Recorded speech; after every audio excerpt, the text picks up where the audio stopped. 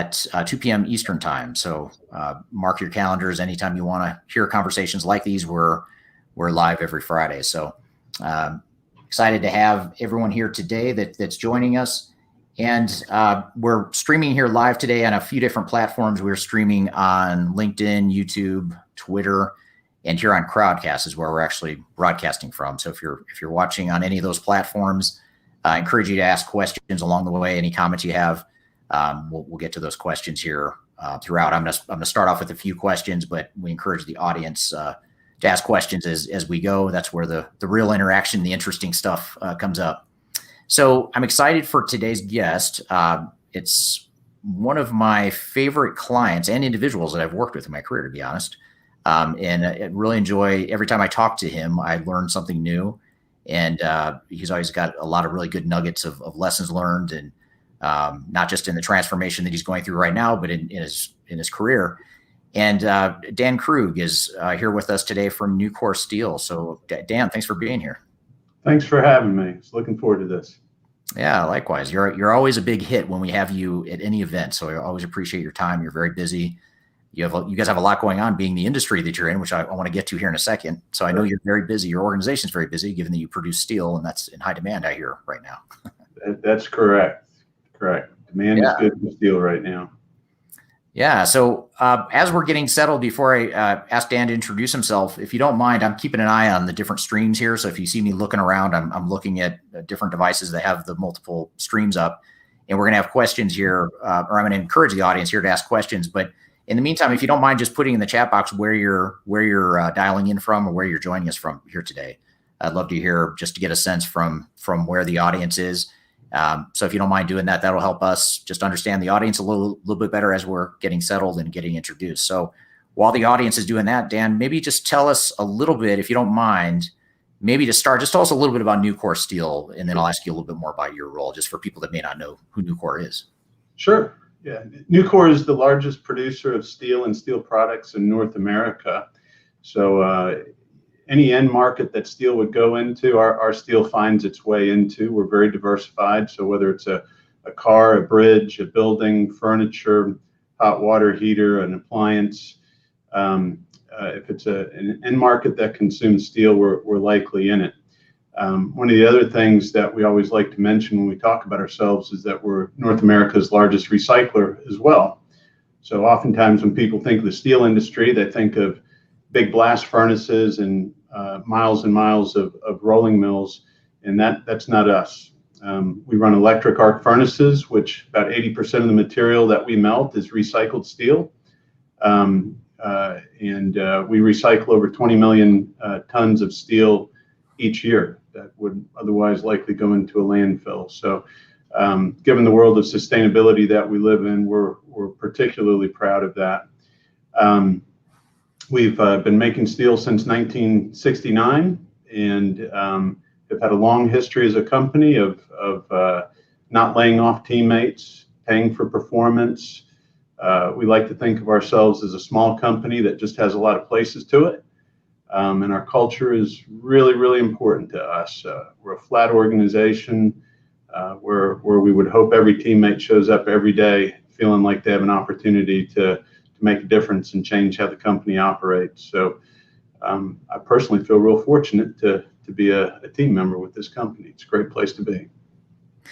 Yeah, and it's interesting to hear you describe it as a company that feels like a small company, and I totally agree with that. As an outsider that has sort of been outside looking in, helping you guys over the years, I would never guess, if I didn't know who you were, I would never guess that you were a Fortune 500 company, right?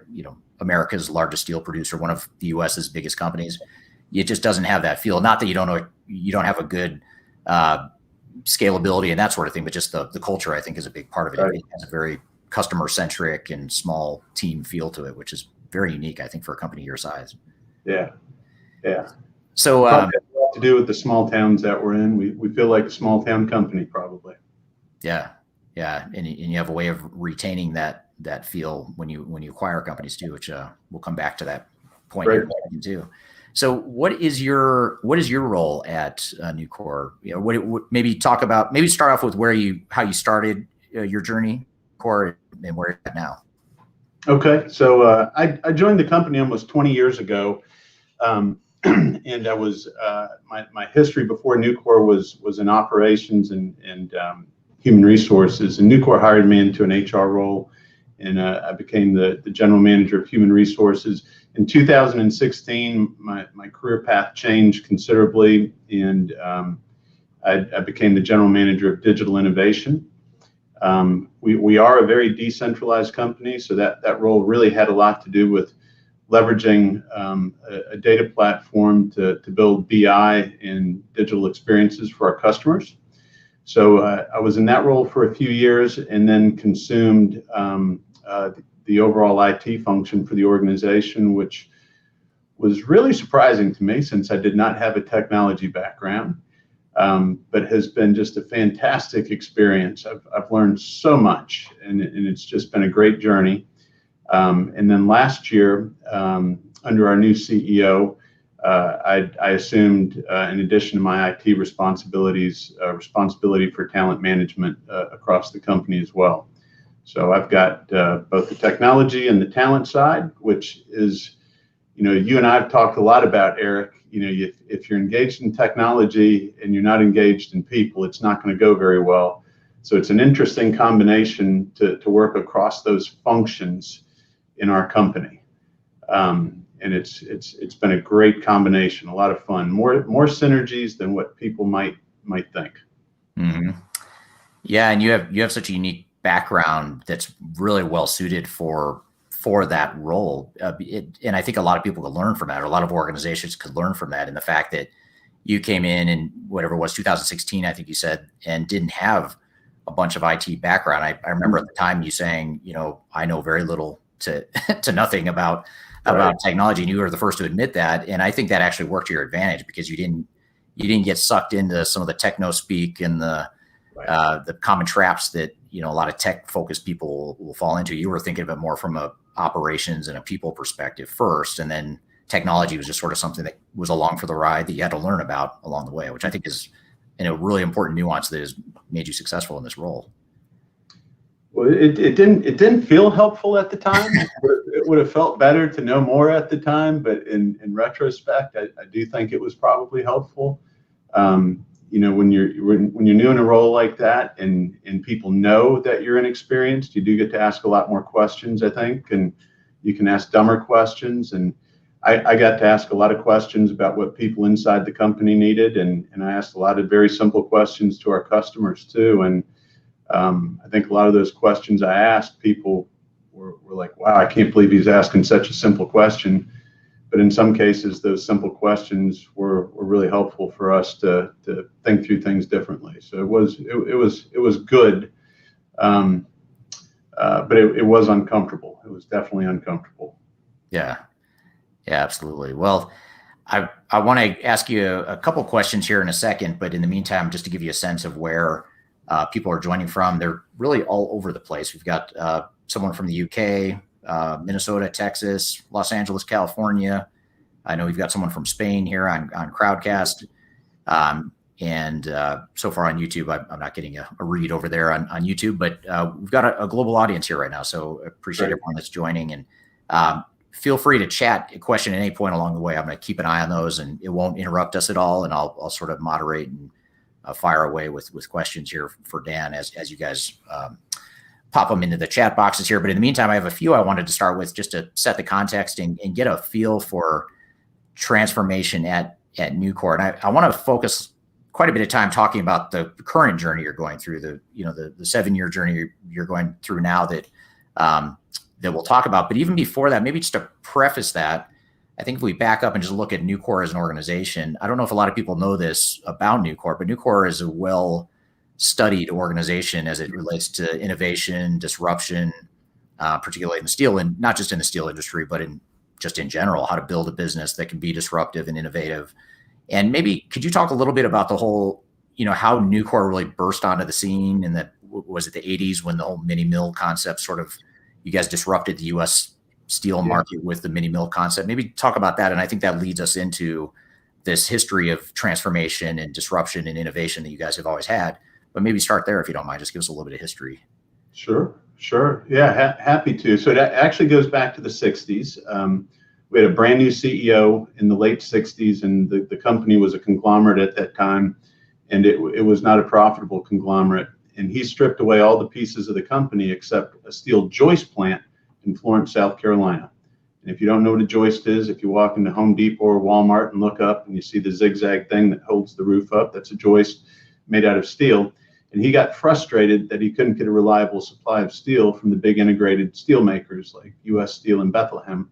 So he decided to integrate backwards, and he didn't have the capital to enter the traditional steel industry. So he used an innovation that others were unable to commercialize, and Nucor grabbed it and was able to make it work. And that's the electric arc furnace. And that's where the mini mill comes from. An electric arc furnace is what's used to make steel in what we now call a mini mill. And we were able to make all of the products that fed the joist plant, and that model expanded where you'd have more joist plants, more steel mills, sell the excess steel on the open market. And in the 80s, there were a couple other transformative innovations in very different types of steel products. One of them was around a continuous slab processor, which allowed us to enter the flat rolled steel markets. These are the big coils of steel that you would make the shells of cars from and all kinds of construction applications.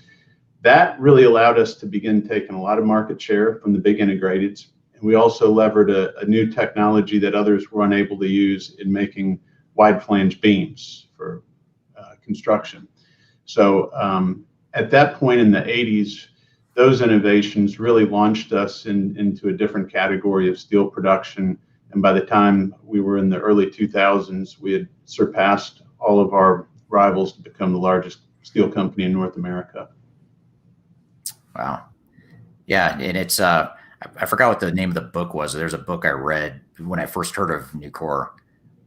There's a book about disruption. I don't know if it's Innovator's Dilemma, I want to say. Was that the one? That's it. Yeah. Clayton Christensen wrote that book. Clay Christensen. Yeah. And he talks a lot about Nucor in that book. And he does.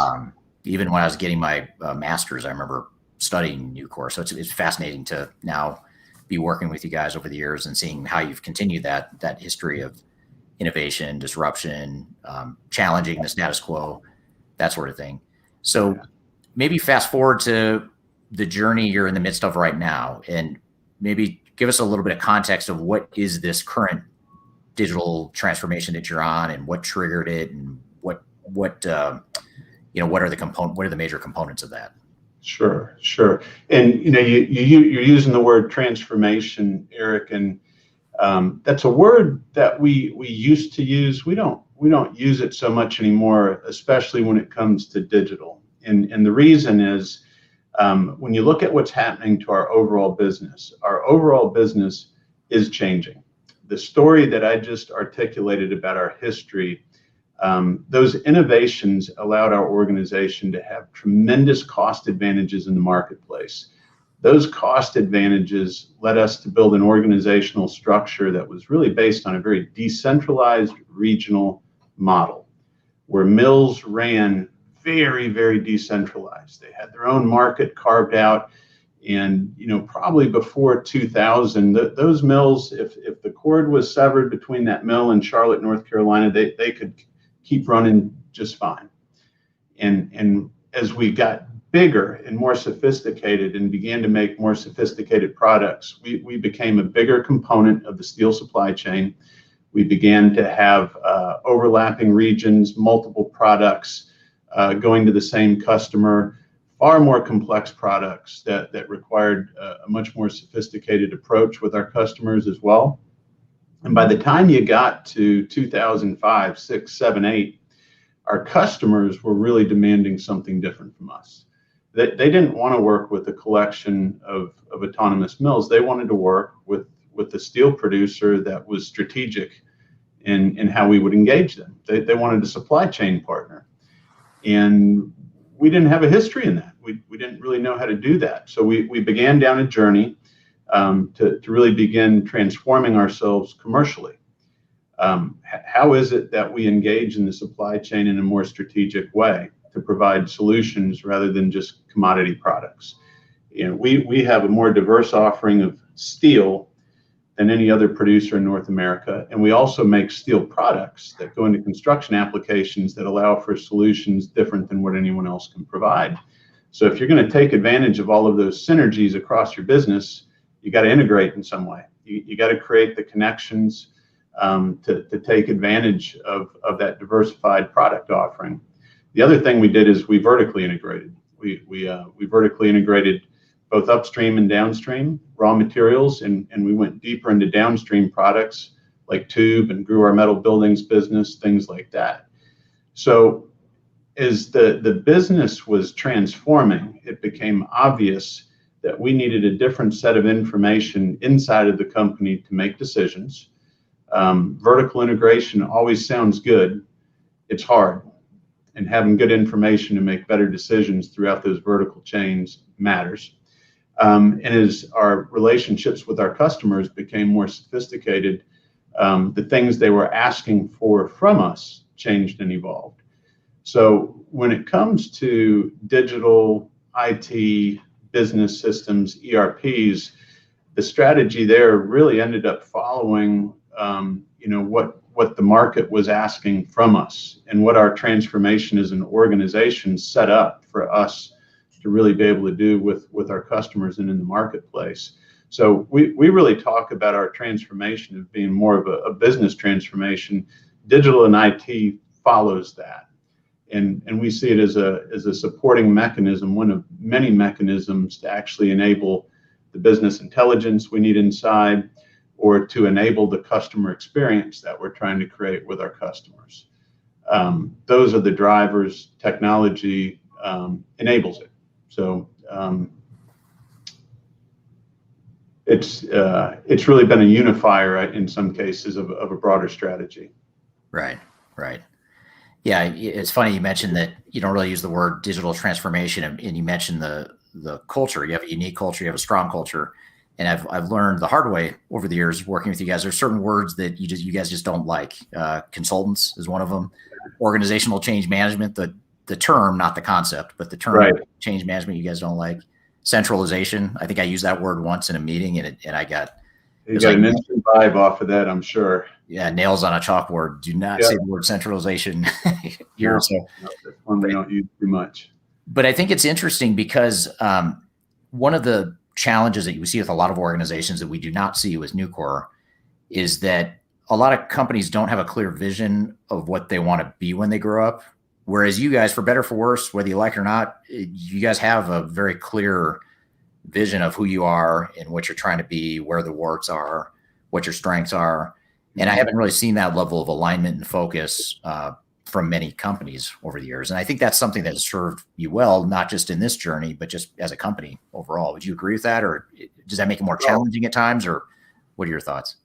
Yeah, I definitely agree with that. And I think, one of the things why I'm proud to be a part of the company is that the folks in our company are really dedicated to the success of our company and our customers. There's a lot of ownership, and we're a group of folks who like to win. We want our customers to win, and I think our leaders are really serving the 27,000 people who want success. They feel obliged to chart a path that people can follow so that we can do it together. In a decentralized company, we have fewer structural mechanisms to tell people, here's how you do your job. So if you don't have a vision, then you really don't have an opportunity to harness energy and get people moving in the right direction. And I would say we probably view vision and communication as the mechanisms to harness energy and get people moving together, far less than structure, control, and things like that. We do have incentive systems that pay for performance that we think are very important, but we would say those really supplement the ownership towards the vision that our leaders really work towards in the organization. Yeah, absolutely. So in this journey you're in now, this business and technology transformation journey you're on now, or business transformation driven by or enabled by technology, I should say. Right. It sounds like, I know there's a bunch of things you guys are trying to address. I mean, you had grown over the years through acquisition. You wanted to retain a certain amount of decentralization and independence of those acquisitions, but yet provide a more consistent customer experience to customers that might be ordering from different or ordering products from different divisions or groups within the organization. And I know just having better visibility was something too that you guys were working on as far as getting visibility into what exactly is happening in all these different parts of the business. Maybe just explain to us a little bit about what are the major buckets of stuff that are part of this overall journey. Sure. And I'll start with our steel group, which is the largest part of the organization, where quite frankly, a lot of the change has occurred. We see change across the whole organization. But if you go back to just 2016, I'd have to add it up to be sure, but we had over 30 ERPs across the organization. And we are a company that has grown in cases by acquisition. And if you do an acquisition, you acquire ERPs. And if you have different ERPs, that means you have different technology, but you also have different business processes, different business practices. And if you have different business practices, they generate different types of data. And if you've got disparate data, it makes it harder to make decisions. So as I talked about some of those things that we were working towards, having business intelligence to make better decisions, and also having the people, process, and technology place to create the customer experiences that we want, that number of ERPs was really a representation of the disparity of business processes across the company. It represented not just decentralization of technology, but decentralization of process. So we really viewed the technology component hand in hand with putting business processes in place, business systems in place that would create better alignment of behavior to create a common set of data, and also to create a common set of behaviors to give our customers a more consistent experience. And that is one of the things we heard over and over from our customers, is we want a more consistent experience. We heard over and over from our customers, you guys have the best people. We love your people. We love working with Nucor folks. We've never heard people say you got the best systems. Our people did a great job overcoming the inconsistencies and the lack of sophistication of our systems. They did a great job overcoming that. But to be world-class in customer experience and to really be the partners that we want to be with many of our customers, that had to change. So there is a major ERP overhaul going across the entire steelmaking group. We've got 30 steel mills. We've got half of them integrated onto Oracle. Part of that is creating a more uniform platform of level 3 manufacturing systems across our shop floors. So that part of our business is roughly a $20 billion chunk of business that's getting an entire business system and manufacturing system overhaul. Sushma Walker, who I work real closely with, who might be watching right now, is leading that effort. And I think she would say that the biggest challenge to that is the alignment of the processes, not the technology. So that ERP platform creates better consistency in our business systems. We've had a major data transformation effort that we've been going through. And if you've got 30 ERPs just in the steel mills that you start with, that's 30 different sets of data to work with. We didn't have time to wait for a unified ERP before we could start leveraging BI and digital solutions. So we built a data platform that actually allowed all of our ERPs to send information to Charlotte and create a commonized platform that actually allowed us to have a consistent BI platform. And then it also allowed us to have a much more consistent interface with our customers. So that's really probably the piece that I think really began to make sense in the company. If you're creating consistency with business systems and manufacturing systems, you're harnessing the data. Well, if you don't do anything with that, then you've just put in new systems. Well, we actually want to consume that information differently, create more transparency so that people can see that information and make better decisions, all the way through our vertical chains and how we take care of our customers. And we've been able to do a completely different set of things with our customers. We can do things now with that data platform to create a much more unified experience across the diversity of products we offer. So if you can't provide a more consistent experience and make it easier for people to consume your diversity of offering, then what's the value of the diversity? It's just as easy to get it in other places. So that whole chain of events, from business system level 3 data platform to internal BI and the deliverables to the customers, has really created an opportunity for us to have a very integrated platform of people, process, and technology. And as I say it, it sounds awesome, and we're very happy with how it's going. Doing all of those things at the same time is really challenging. It's really challenging.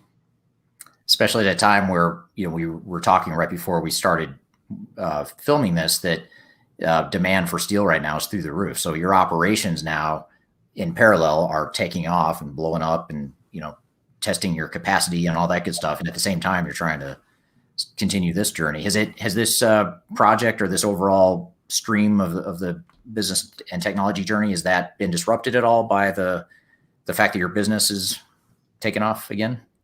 COVID made it challenging. We've had some minor delays, but overall things have kept moving. And when COVID occurred, many of our end markets basically stopped. The auto plants stopped, construction stopped, and our demand plummeted. And it's fascinating to watch what happens to a 2-month disruption in your end markets. The supply chains don't just magically start back up. So we're rushing to catch up with those lags in the supply chain, and we are exceptionally busy. And it does create challenges. I've said the term several times: people, process, and technology. And if our folks are running very hard just to keep up with the basic demands of the current state of the business, there's less time, there's less energy to allocate to the changes. Mm-hmm. And for the people on this call, and I know you know it as well as anyone, when you're changing your business systems, when you're putting in a new ERP, when you're changing how you interface with your customers, that's not light work. That's heavy work. And it can be frustrating at times. It's taxing on people as they learn new processes. And it is challenging. I was just sitting with our digital solutions team the other day and said, tell me what you guys are feeling right now. How does this look and feel across the company? And they talked about the fact that our sales teams, our inside sales teams, do such a great job of servicing our customers. They said they're so busy. It's hard to catch up with their pace of work right now. So we're making it work, and we're largely staying on target. But we got a lot of people working hard to do it, working a lot of hours. Yeah, absolutely. So when you look at this project so far, this journey that you're on, which in some ways is I hate to call it a project, because it's almost like an ongoing, continuous journey that you guys have embarked on here. But when you think about this journey, what have some of the biggest challenges been so far that you've run into?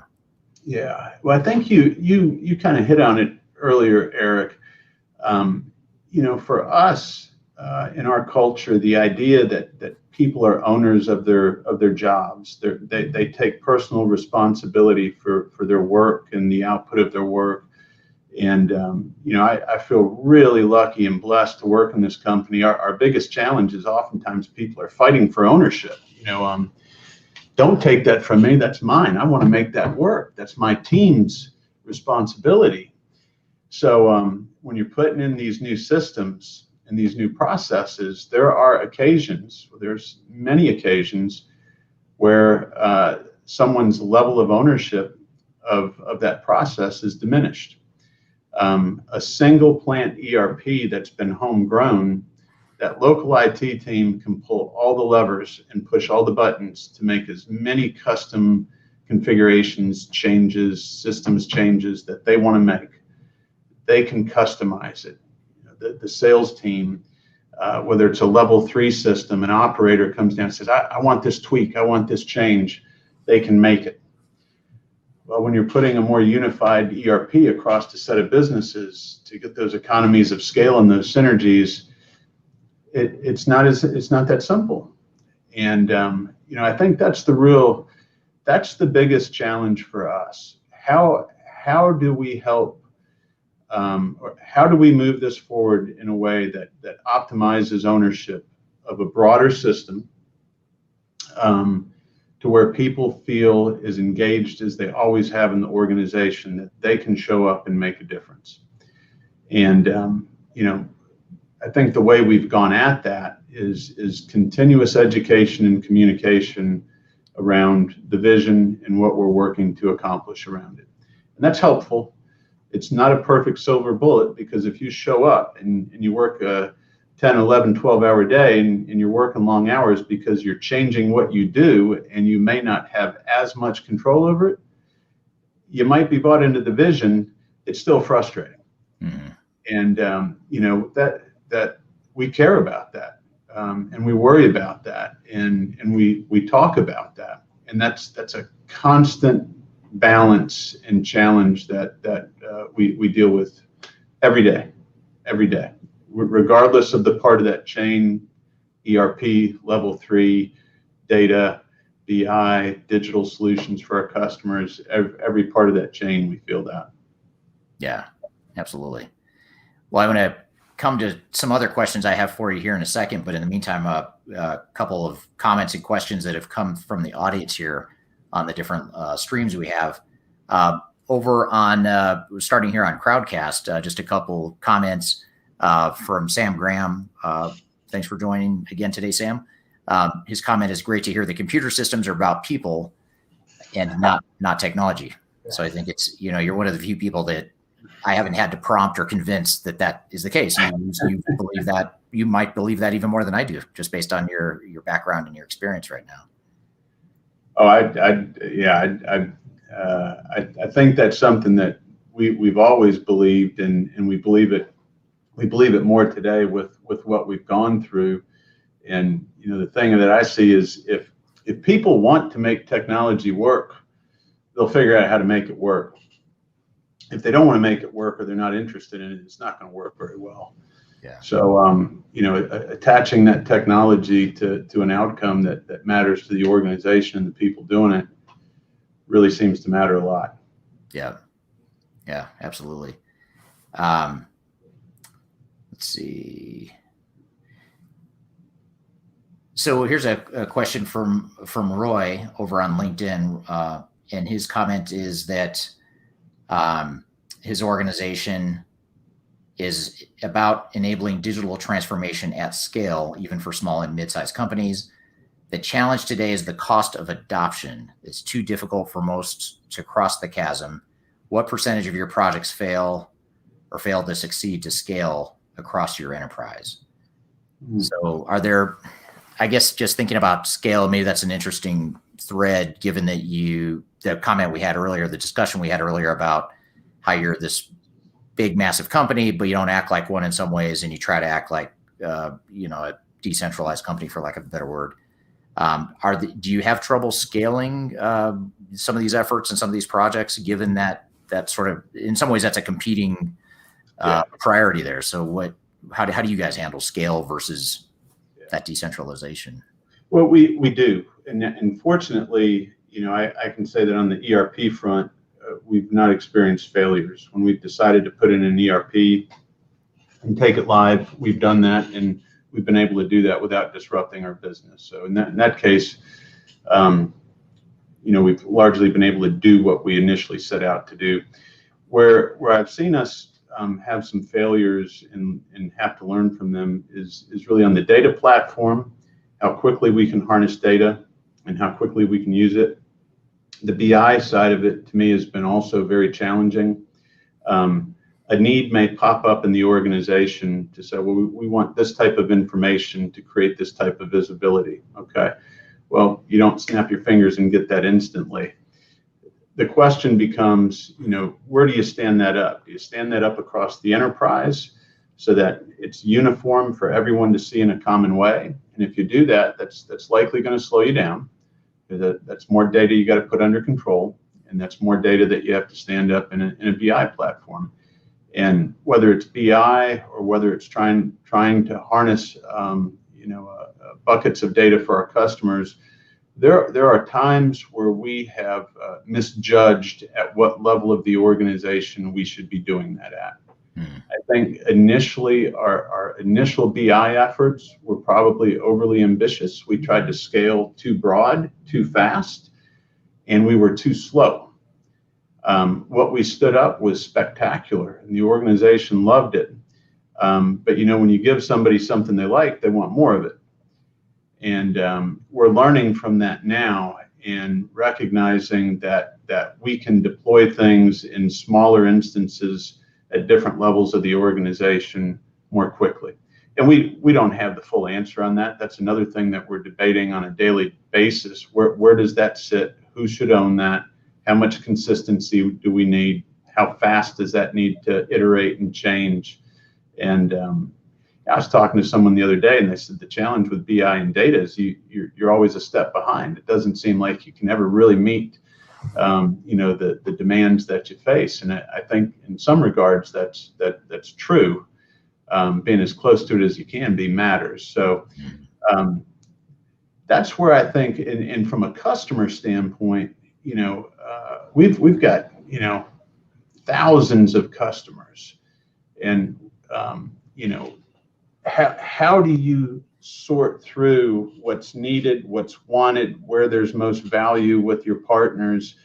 We've missed in terms of really fully understanding in some cases where we can add the most value with our partnerships with our customers. And we've put a lot of work in some things that turned out to be okay. And after we did it, we were like, wow, I don't know that that's adding a whole lot of value. So, when you talk about scaling stuff, if you talk about scaling technology, all right, good. Scaling solutions, especially with your customers, to me is a better way to look at that. We've scaled some technology and processes that did not lead to a scaling of solutions. And, we've learned from that. You put all this work into something and you say, oh, that didn't get us what we wanted to. That changes how we approach things. Is that helpful? Yeah, it helps me. And Roy, if you have follow-up questions on that question, let me know. But I think it's a great question and a great response, because it shows a couple things. One is how you balance sometimes competing priorities, and this is just one example that we're talking about here.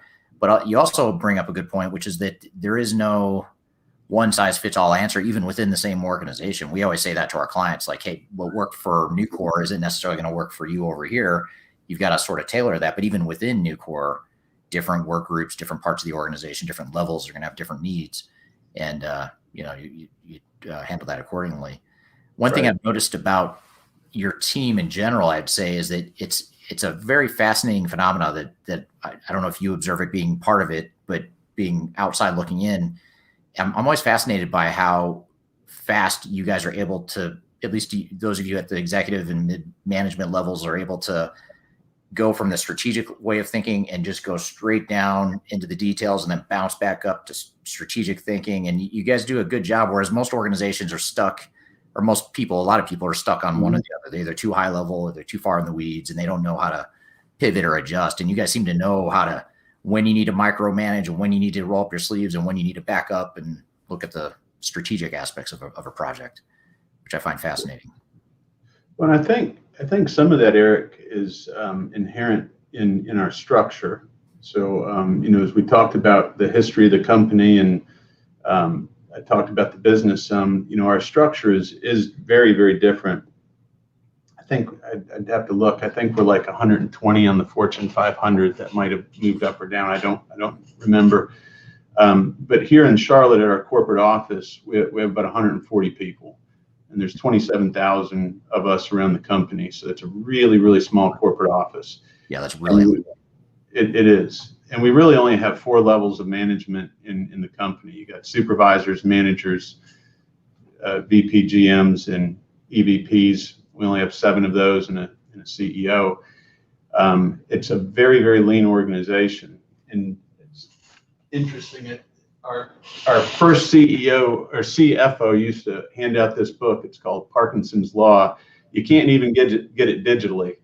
And by the shape of this book, you can tell. And it basically talks about, in some regards, how lean structure forces you to focus on the right things, but it also keeps the organization from sprawling in ways that keep people from being connected from strategy to execution. And I see that there's pros and cons to that. I think there's times where senior level leaders do spend more time in tactics than what might be optimal. Of course, there's benefit in that, in staying connected and understanding how strategy moves to execution.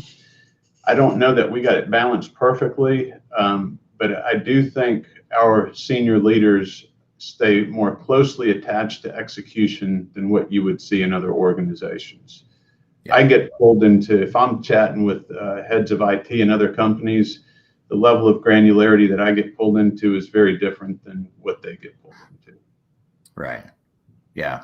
Yeah. And I think one of the benefits of that approach and that mindset and that structure that you have as it relates to some of the ERP projects you're going through and BI and this overall transformation is that you guys have this degree of ownership, which you were talking about a minute ago as well. You have a degree of ownership that is extremely rare, and you tend to, everyone says the old Ronald Reagan term, trust but verify. Mm-hmm. You guys have it's like trust but verify on steroids. Like you know when to verify and you know when to trust, and you just have this sixth sense almost as an organization. And one example that comes to mind is, I know working with Sushma on the ERP project, you guys have a pretty healthy support from outside consultants, but you guys have been very active in sort of rationalizing the use of outside consultants. And you don't just take advice from outsiders or from anyone for that matter blindly. You have to see it, you have to believe it, you have to feel it, experience it, all that stuff. And so I think it's a combination of that ownership, the flat structure, your culture. And I think that all translates into some good lessons for people going through transformations where you have to know, first of all, you have to recognize that it's your project, it's your transformation. It's not the consultants, it's not the technology providers, it's not anyone's but yours. And you guys are really good at that. And so I don't know if you have any advice for people, how do you short of overhauling your culture and becoming more like Nucor, which would take decades, and it took you guys decades to get to where you are. What sort of tidbits of advice could you give to an organization where maybe that's not an inherent part of their culture or organization, but maybe they could apply some lessons to their transformations? Yeah. So I think, one of the things that is very true in Nucor is that, folks are expected to be owners of their jobs, and we hire folks that I think in general are very personally responsible people. And if you ask someone to be responsible for something, you have to give them the freedom and the leeway and the bandwidth to take ownership.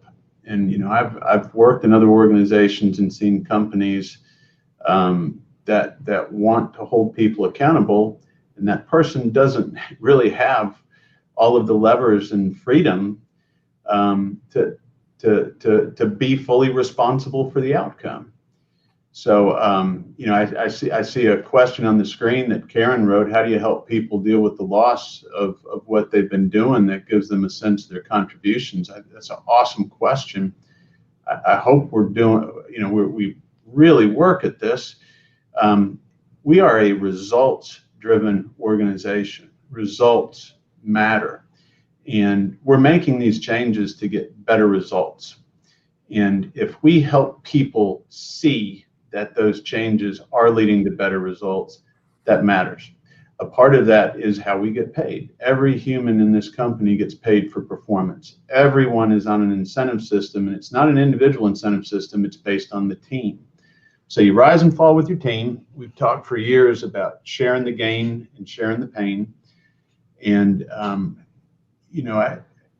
if your boss allows you to have the responsibility, if the organizational structure allows you to have the responsibility, and you yourself and your team can benefit from being successful with that responsibility, if you hire the right people, they will take ownership and they'll fight for the ownership. So, I think the folks in the company today, we're fortunate benefactors of how the company was set up. We inherited it from Ken Iverson and the people who built the company. And they did build the organizational structure around disruptive innovation. And that structure was just as innovative as the technology that made the steel. And we're lucky to have received that. And we're just doing our best not to mess it up and keep it going, I think. Right. Yeah. Hopefully make it even better and just keep building on what they've done. Yeah. And one example that I hope you don't mind me sharing is just building on the story with Sushma and you on the transformation and the outside consultants. I remember there was a point not too long ago in the project where the run rate, the monthly run rate had reached a certain level and the project was extending, and you guys sort of called an audible or a timeout and said, hey, hold on, let's rethink this plan. And you guys took that on yourself and said, here's how we're going to use the consultants. Here's how we're going to recast the plan. And that, quite frankly, not many organizations we work with have the guts for, I guess I'll use the word guts as it was. Not many people have the guts to take that bold of a stance and back to the ownership and, just the ownership of it. I found that very fascinating as well. Yeah, and I think that fits into some of what I just shared. It's about the results. If you're putting in business systems and level 3s across your facilities, you're impacting their operations. Not only does that need to get done well, you're spending money as you do it. Putting in ERPs in and of themselves don't generate profits. We're consuming the profits of the company as we do it. And the people doing that get paid based on the profitability of the businesses they're serving. They want to see those businesses run. So I think there's just a natural pull in the company towards results. When you're paid on the results, that scorecard shows up. If you're paid every 2 weeks or every month, there's a scorecard in your paycheck, and that matters. Yeah. The other thing about the pay is if you have your hands in each other's pockets, if what I do impacts how you get paid, you're more inclined to work more closely with that person. Feedback becomes more transparent. Your willingness to help that person be successful, I think matters. I think it pulls people together,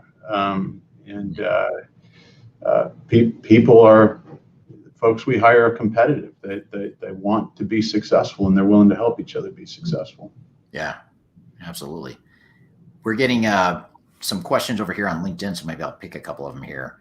How about this? This is a good one. How can we keep up with project timelines if stakeholders are not responding on time? And this is by Shandan.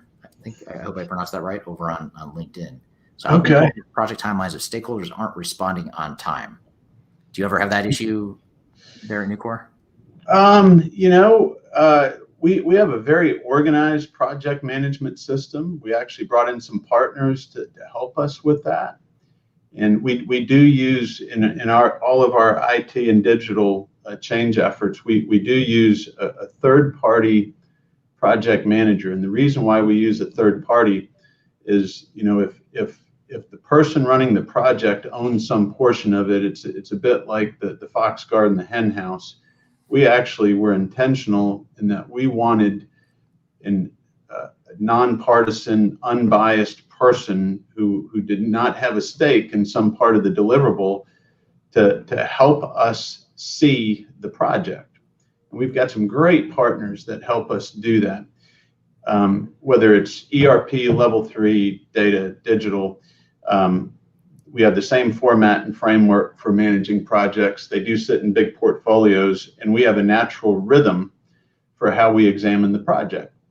And whether it's the first week of the project or the 50th week, every week we have a stand-up call that takes no more than 30 minutes where all of the stakeholders get visibility into everything that's gone on in that project. And if there's a delay in one place, everybody sees it. And if you're delayed, you account for it. And this is not a shaming exercise. This is not a blaming exercise. It's a group accountability thing to figure out what's working, what's not, and to create visibility across the team.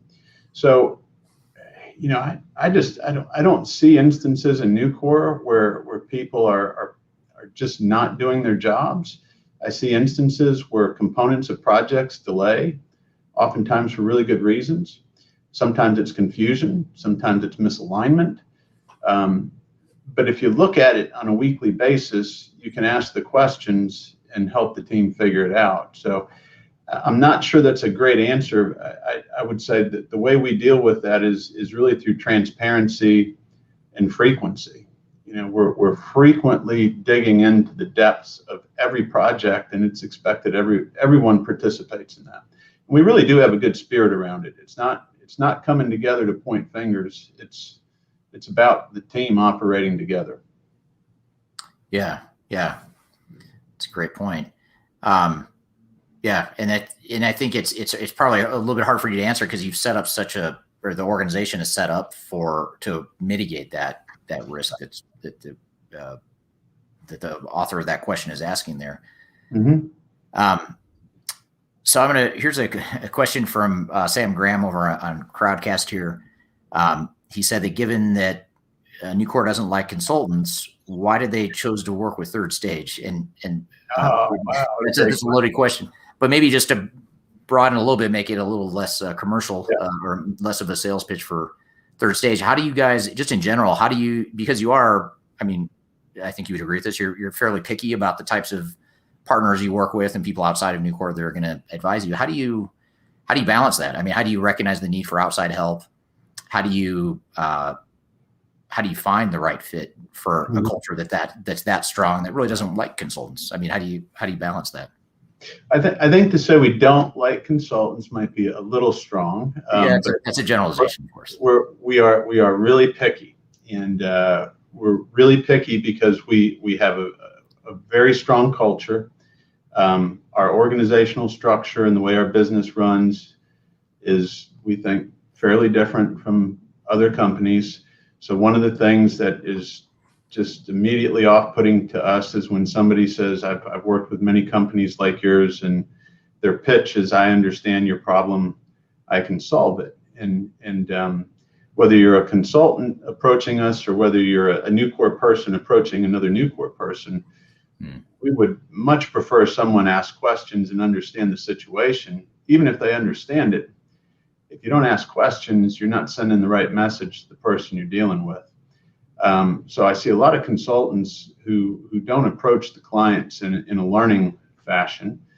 And then the other thing that's challenging to us is frequently consultants are selling something beyond guidance and knowledge. There's something else that they're selling. And I think, Eric, that's why our organizations have gotten along so well for so long. You guys have done a great job of listening, learning, getting to know our people and how we operate. And then we're always confident you're not trying to sell us something. You're trying to help us make better decisions. And I think you've always recognized we accept the ownership of the decisions. We want you to push on us, debate with us, hold the mirror up to us. And you've been willing to give us tough feedback when we've needed it. And we want that. But we want to own the decision. Yeah. And I think that's the key right there. As long as you guys are owning it, obviously you're looking for a cultural fit, types of partners, whether it's us or anyone else that fits, your culture and that aligns with that. I think that's important. Right. A lot of people don't think about that because it's intangible. It's hard. You have to kind of feel it. It's not a science by any means. Right. And concepts are good. You pay consultants for concepts, but you want folks who can partner with you and help you do things too, and think through execution, and that matters. Yeah, absolutely. So we're up at the top of the hour. So I might just ask you one more question here from the audience, if you don't mind, off of LinkedIn. I'll pick one off here. There's a couple comments here.